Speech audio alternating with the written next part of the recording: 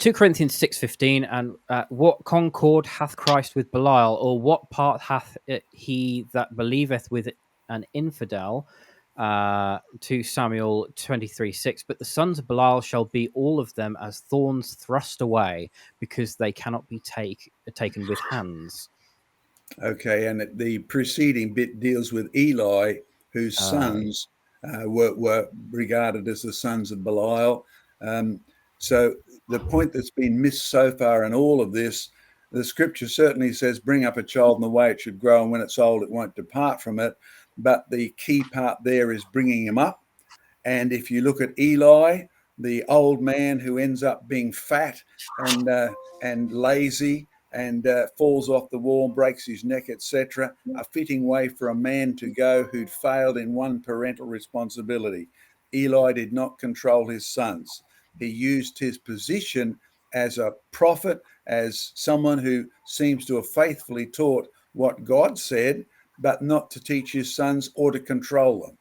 Right now, the most famous person to come from Eli's control is Samuel. Remember Hannah? She gave Samuel to Eli to bring up, and Samuel was a wonderful prophet. But almost nobody asked me, what about Samuel's sons?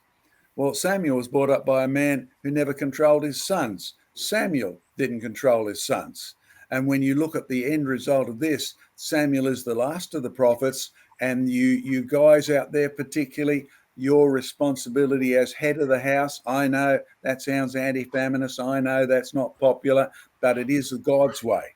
He is the head of the house, not she, right? He is the head of the house, and he cares for his children, and he's given the scriptures to teach you how to grow up, how to go, and he demands you walk in them if you want to find his blessing.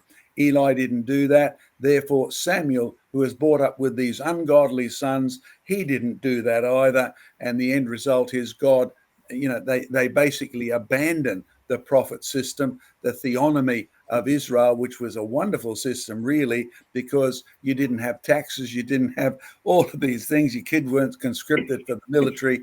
By swapping over to Saul, that's what began to happen. So look at it in the big context. And you fathers, you sons out there who will be fathers, God gives you an awesome obligation, and that is the peace of the next generation. That is the godliness of the next generation. Fail there, and the nation fails. You don't have a godly nation if you don't have godly families. That's the point that's being largely missed, no matter what you think the sons of Belial means. But you saw the same problem with Noah. Noah had 3 sons, and only one of them chose to follow the God of his fathers.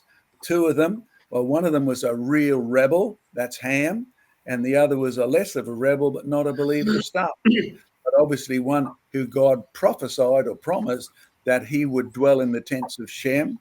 So when you look at that in evangelism, don't be surprised that the gospel reached first of all best into the tents of the descendants of Japheth.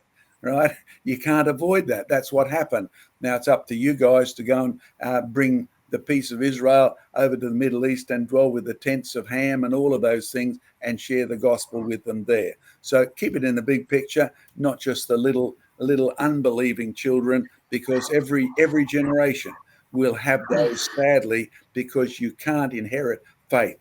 Right? Faith is a gift of God, not a gift of the parents. You must keep that in mind.